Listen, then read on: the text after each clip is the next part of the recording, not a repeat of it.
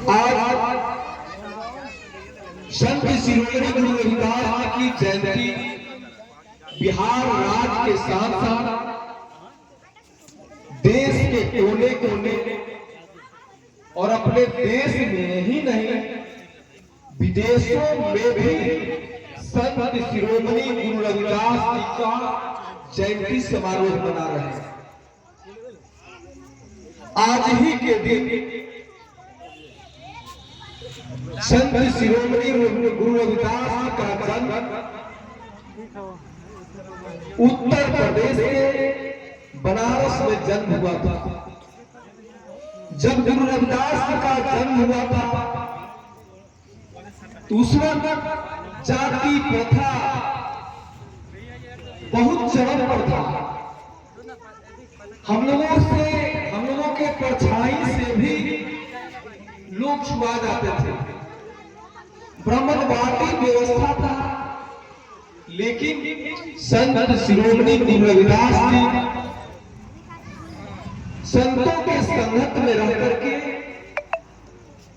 पढ़ना लिखना सीखा और धर्म और ज्ञान की बातें सीखी। इतना पाखंड था कि लोग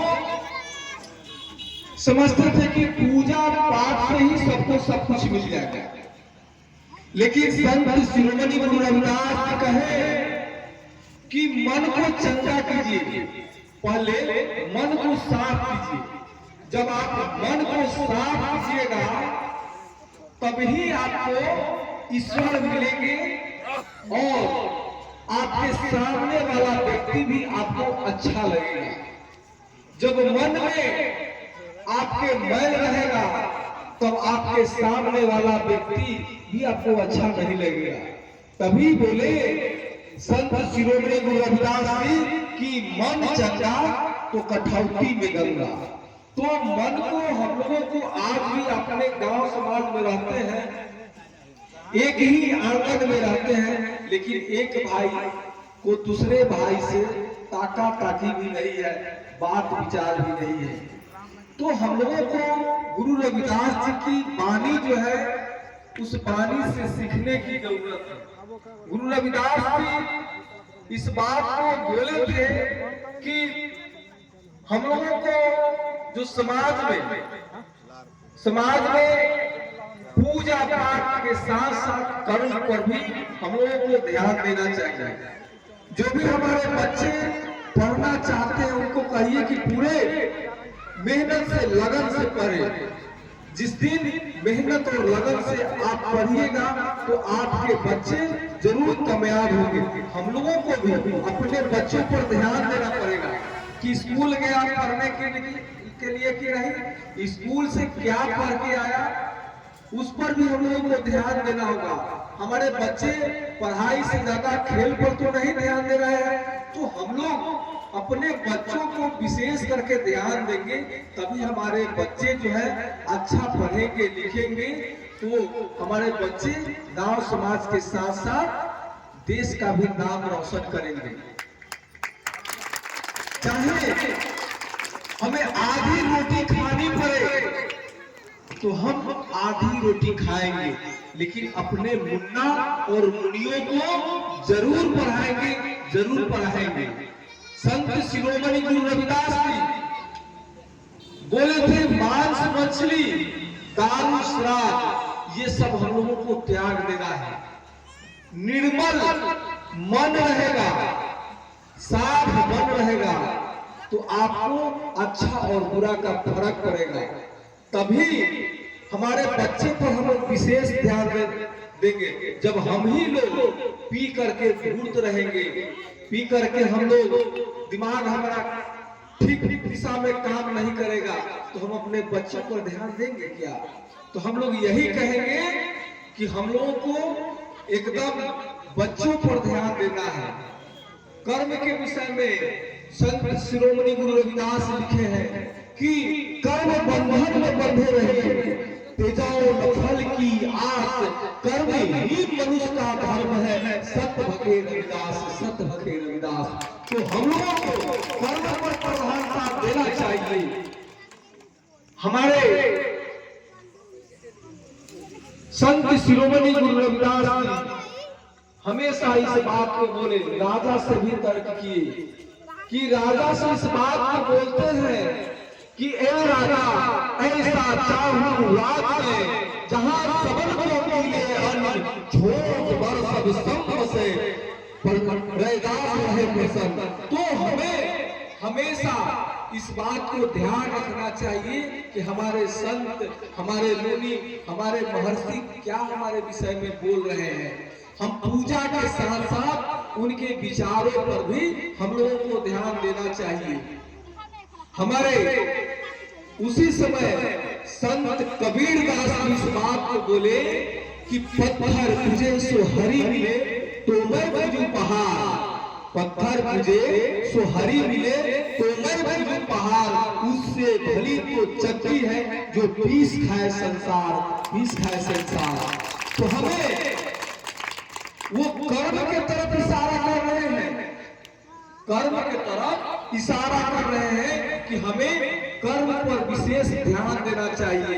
हम लोग पढ़ना लिखना सीखेंगे तो हमें अच्छा और बुरा का ज्ञान होगा।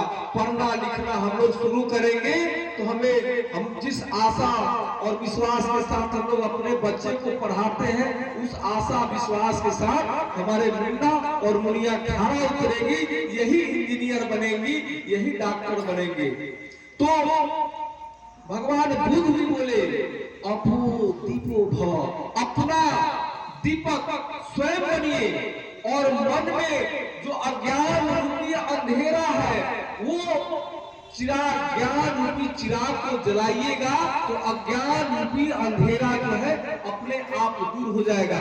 तो जब आत्मज्ञान जब प्रज्वलित होगी तो आपको अच्छा और बुरा का ज्ञान भी मिलेगा और दूसरे किसी को संदेश दीजिएगा।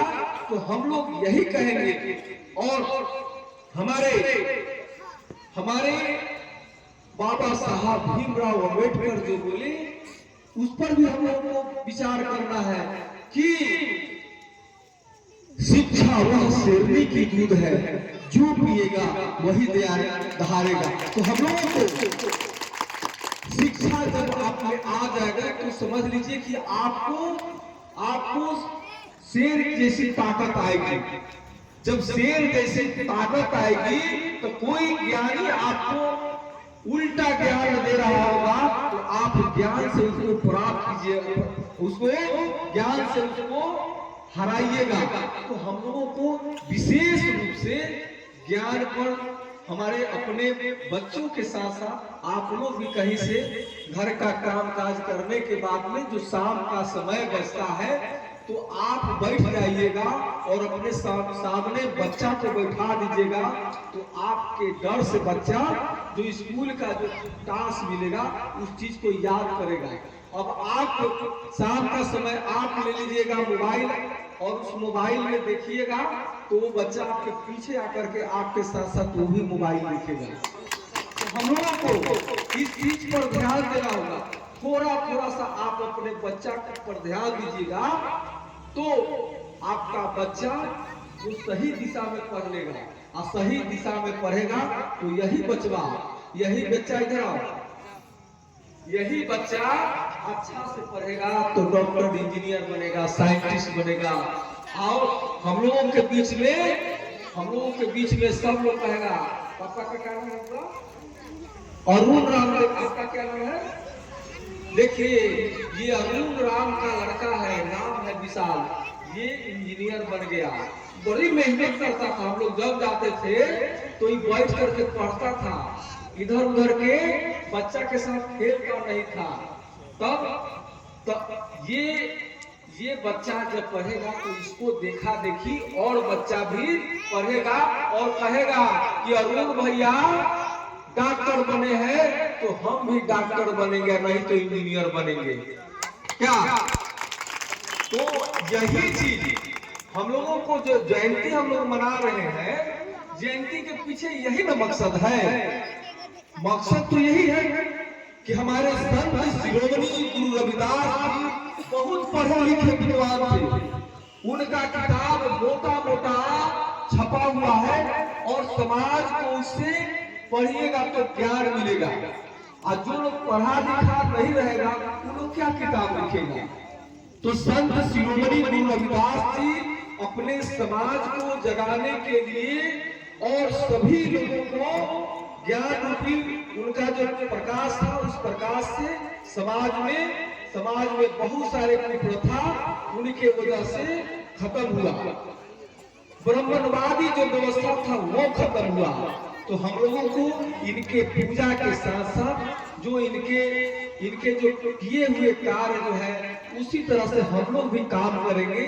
तो कल करके जिस तरह से सुनीता जी करती हैं समाज में सबको अपने काम के अलावा फुर्सत नहीं है, अपने काम के अलावा फुर्सत नहीं है। लेकिन जो व्यक्ति समाज के लिए समय निकालता है तो समाज उनका नाम लेता है। जैसे कि हम उनका नाम ले रहे हैं कि सुनीता जी अपने समाज को संगठित करती है, अपने समाज के महिलाओं को जगाती है, अपने समाज के महिलाओं को हक और अधिकार क्या क्या मिलता है उस हक और अधिकार के लिए बताती है। तो हम लोगों को सरकार के द्वारा जो योजनाएं चलाई जा रही है उस योजनाओं को हम लोग जानेंगे, पढ़ेंगे और पढ़ करके लोगों को बताएंगे कि क्या है प्रधानमंत्री आवास योजना, क्या है सरकार के द्वारा अनुसूचित जाति अनुसूचित जनजाति के लिए कौन कौन सी योजनाएं चलाई जाती है, कौन कौन सा वैकेंसी निकला है,